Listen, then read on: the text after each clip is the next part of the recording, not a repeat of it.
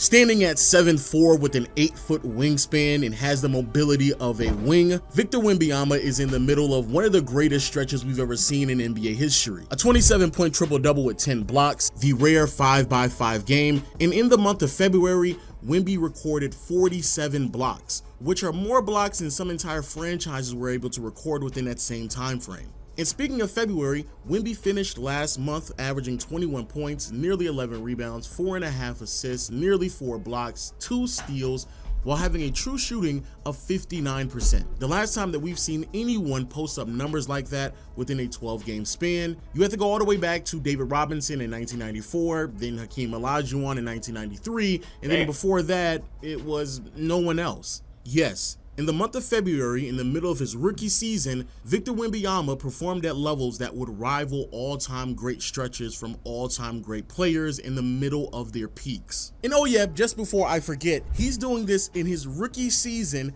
at the tender age of 20 years old. Which then forced me to ask the obvious question, is Victor Wembanyama having one of the greatest rookie seasons of all time? And as I started to dig deep into the numbers, I quickly came to the conclusion that obviously he is, but also comparing Wemby to other rookies is completely unfair, because within the first 50-some games of his career, Wemby is already performing at levels that rival all-time great players. Now, what exactly do I mean by this? Well, for starters, trying to figure out who had the greatest rookie season of all time is a very, very steep task, in large part because it is very irresponsible to just blindly compare numbers across the board to different players who play different positions, who have different responsibilities, and who play in different eras. And because of this, it's very hard to gauge what's more impactful when you're comparing a power forward who is more leaning statistically in categories such as rebounding and blocks, in contrast to a guard whose statistical profile may be more leaning towards assists and steals. However, what makes Wemby so special is that you can actually do both. Throughout NBA history, there have only been 4 players in their rookie season to average 20 points, 10 rebounds, and 3 blocks. Those players being David Robinson, Alonzo Mourning, Shaquille O'Neal, and Victor Wembanyama. And then if I want to say how many players in their rookie season were able to average 20 points, 3 assists, and a steal, well, there's only a dozen players who've been able to accomplish that feat. Some of the more noteworthy names being Donovan Mitchell, Luka Doncic, Allen Iverson, Larry Bird, Michael Jordan, LeBron James, and of course, Victor Wembanyama. And for the people out there who are wondering what exactly is Wemby's stat line for the season, well, during his rookie campaign so far, he is averaging nearly 21 points, 10 rebounds, 3 assists, 3 blocks, and a steal. And yes,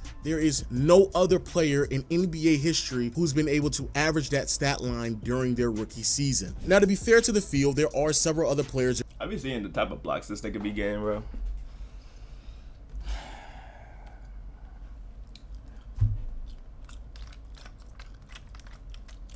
The league is in trouble, bro. I'm not gonna lie, bro. The league is in fucking trouble, bro. After LeBron retires, after, you know, the golden era of my generation, which is like LeBron, KD, Steph, you feel me? Those are pretty much the main 3, right? After those 3 retire, Wemby finna dominate the fuck out of this league, bro.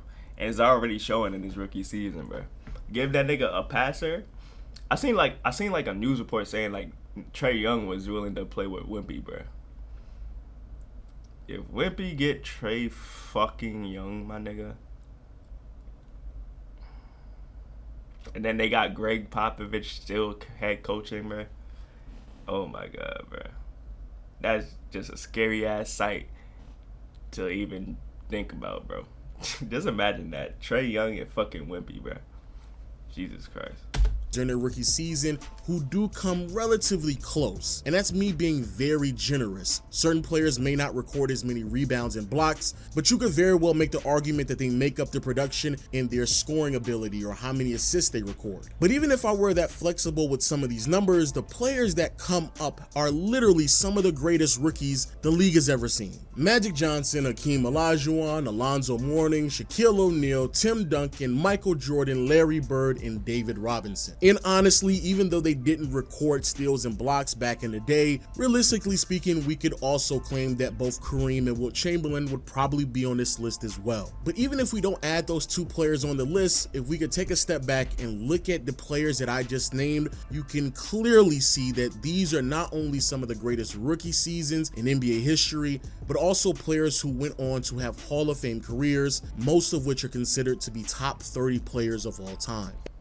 And out of all of these rookie seasons, the player who produced a stat line that closely mimicked Victor Wembanyama's was David Robinson, as D-Rob averaged 24 points, 12 rebounds, 4 blocks to go along with 2 assists and nearly 2 steals. But keep in mind that David Robinson committed 4. And it's funny because they both played for the fucking Spurs. It's just insane. Damn, everybody's streaming now. Yeah, everybody copying my fucking style, bro. Damn, nigga.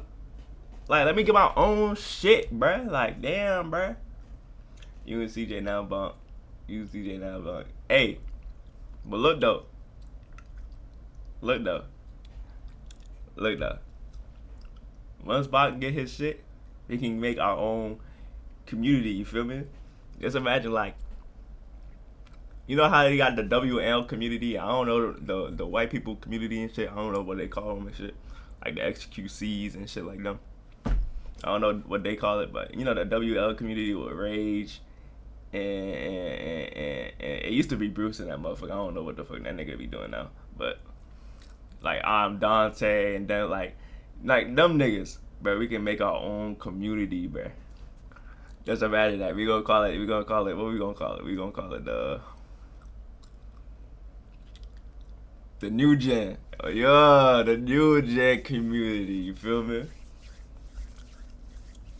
You know what I'm saying? It's gonna be me, you, Bonk, CJ, Emil, my boy Noah, Brandon, fucking Ladarian. Nigga, we got the people, bruh. And then we could just make our own community and then like just, you know, bounce off of each other. That's how motherfuckers be blowing up, bruh. Yeah, you need to work your ass off. Ask for more hours, Ethan. Get a fucking PC. 4 years of college, was drafted in 1987, but didn't come into the NBA 2 years later because he did 2 years of service in the Navy. So when it was finally David Robinson's rookie season, he was coming into the NBA at 24 years old, while Wemby was a teenager for most of the season. Which is crazy, but it doesn't stop there, because even if I were to open up the parameters to all players throughout NBA history, regardless of what season that they were in, this season Wemby is the first player since MVP Shaq to have a season where he's averaging at least 20 points, 10 rebounds, 3 assists, and 3 blocks. Damn. Now, yes, Shaq leading the league in scoring, averaging nearly 30, is a pretty wide margin in scoring discrepancy. So as I continued my search, the players that I was able to find that closely mimicked what Victor is doing this season was 1993 David Robinson, 1979 Kareem Abdul-Jabbar, and 1977 Bill Walton. All 3 of these players for their respective seasons would not only be named as All-Stars, but also make the All-Defensive Team, All-NBA Team, and even get MVP consideration. In particular, Bill Walton finishing second in the MVP race. So again, when I say comparing Wemby to other rookies, honestly isn't fair. Niggas need to send me links of PCs and I got y'all. What do you mean send you links, nigga? And there's PCs everywhere. Like all you had to search up is fucking gaming PC and it shows up. I think the cheapest one is like 700. When his sheer production numbers stand up to all-time greats during some of their better years. And what makes it even harder, You also need to get like better parts and shit like that. to believe, That's what I did. Like I got like a better GPU and shit like that, and a better like a memory card and shit like that. is that the deeper I dug into the numbers, the more footage I watched, and just overall being more detailed with Wemby, it became abundantly clear that if any player in NBA history was looking this good, no one would ever assume that they were a rookie. I say this because during my research, there was 3 things that stood out to me. First was his defense. Defensively speaking, this is easily the best rookie that we've seen since Tim Duncan. And more than likely, Wemby would join a very short list of players who had the ability to make an all-league defensive team.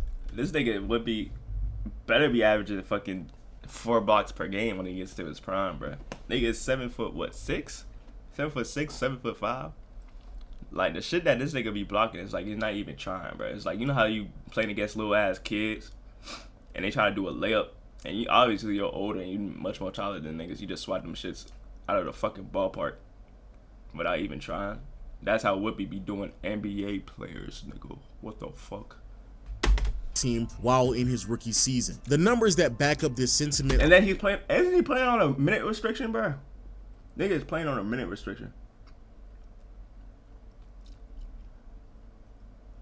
Niggas playing on a minute restriction, bro. Are not only ridiculous, as Wemby leads the league in blocks with over 3 a game, he is easily one of the best rim protectors in the NBA as well, as he holds opponents to under 53% at the rim when he's contesting. That is on par with Rudy Gobert, Brook Lopez, Anthony Davis, and Jared Allen. But what was really eye-opening to me were the on-off numbers. When Wemby is on the floor, the San Antonio Spurs have a defensive rating of 112.4, which will make the Spurs a top 4 defense in the NBA. However, when Wemby is off the floor, the Spurs have a defensive rating of 120.1, which is a bottom 4 defense in the association. That not only means that the Spurs literally go from one of the best to one of the worst defenses in the NBA, depending on what type of playing time Wemby is getting on a game-to-game basis, but more importantly, an 8-point swing in defensive efficiency is ridiculous. And if you don't believe the numbers tell the whole story, when you just watch Wemby play, defensively, he is very clearly one of the top 5 defenders in the NBA. Like, for someone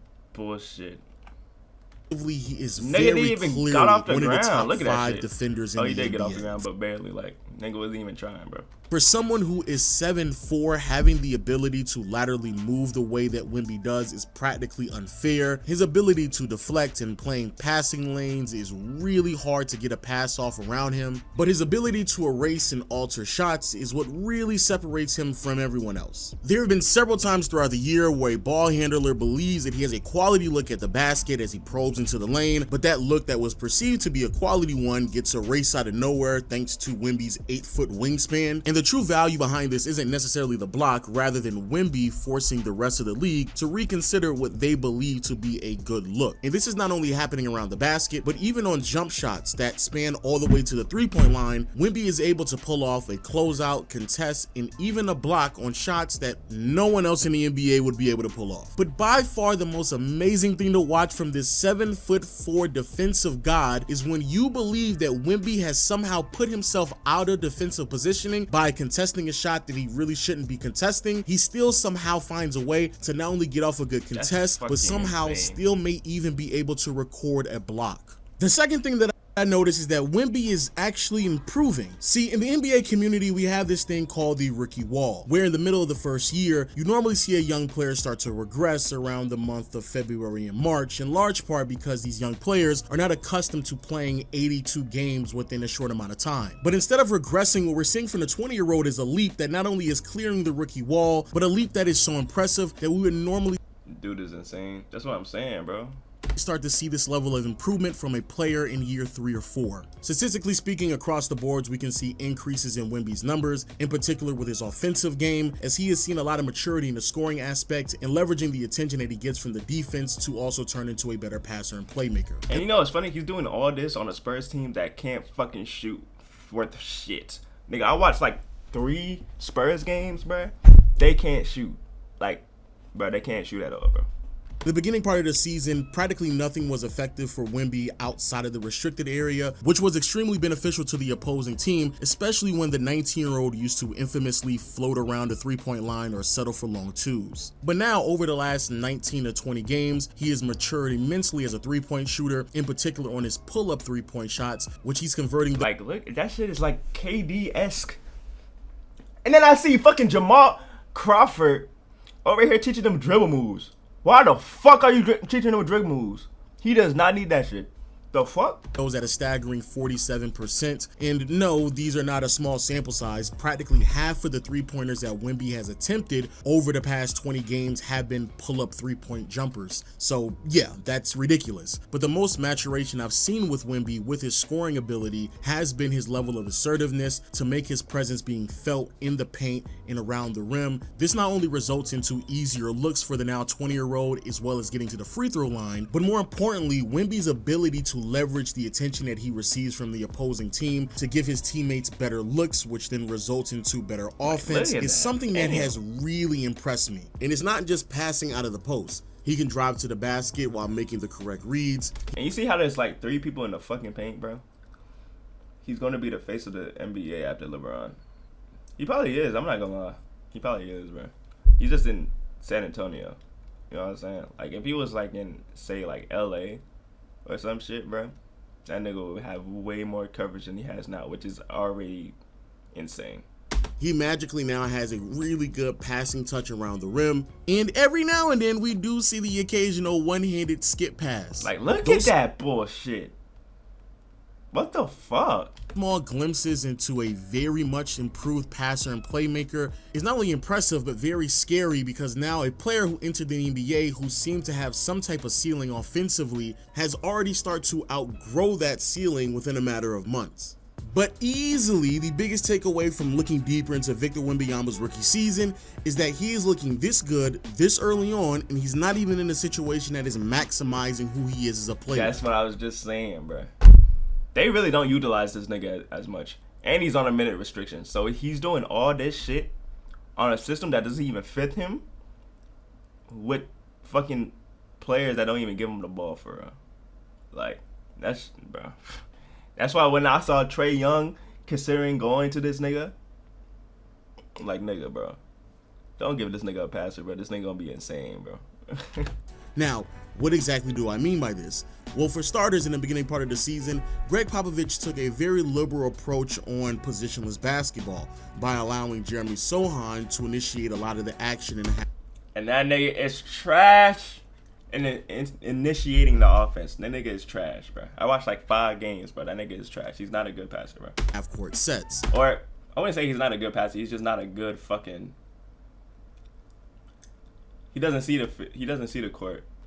And for those who aren't aware, Jeremy Sohan is a forward, not a guard, so allowing him to initiate offense was certainly an experiment, to say the least. What makes it even more disgusting is that it's not like the Spurs didn't have an adequate guard to put next to Wemby in the starting lineup, because they did, and they've done so recently, and the results have been unbelievable. That guard being Tre Jones, and since the turn of the calendar year, the Spurs have looked significantly better when Jones is on the floor with Wemby and Sohan is actually playing the forward position with Zach Collins on the bench. Now you may be wondering, how good do they look? Well, when the Spurs run a lineup that features Kelvin Johnson, Devin Vassell, Tre Jones, Jeremy Sohan, and Victor Wembanyama, they have an offensive rating of 120, a defensive rating of 100, which produces a net rating of plus 20. Out of all of the lineups in the NBA that have received over 100 minutes, that is the 4th best lineup in the association this year. But the biggest reason why I say that Wemby has not been maximized this year, and what has been the most mind-blowing fact that I have found throughout all of my research, is that Victor Wembanyama is doing all of these things while being on a minutes restriction. That's why Wembanyama only has 1 game so far this year where he's played over 36 minutes. Only 11 games where he's played 32 minutes or more. And for the entire season, on average, he only plays 29 minutes a game. So yeah, the game where he recorded a triple-double with 10 blocks, he did that in about 30 minutes. The 5x5 game, yeah, about 30 minutes. Throughout the entire month of February, when he recorded more blocks than some teams in the NBA, yeah, he did all of that while playing less than 30 minutes a game. But more importantly, all of the numbers when I was comparing him to other all-time greats, some of which while at the peak of their powers, yes. Yo, no, this is scary, bro. All of those numbers are being recorded while Victor is playing 8 to 10 minutes fewer than his peers. Victor Wembanyama is special, so special that if I just view him through the lens of being a rookie, it would be severely doing a disservice to how great he has been early on this year. Because though this is his first season, Victor Wembanyama is already playing at levels that could easily put him in conversations with other all-time great players.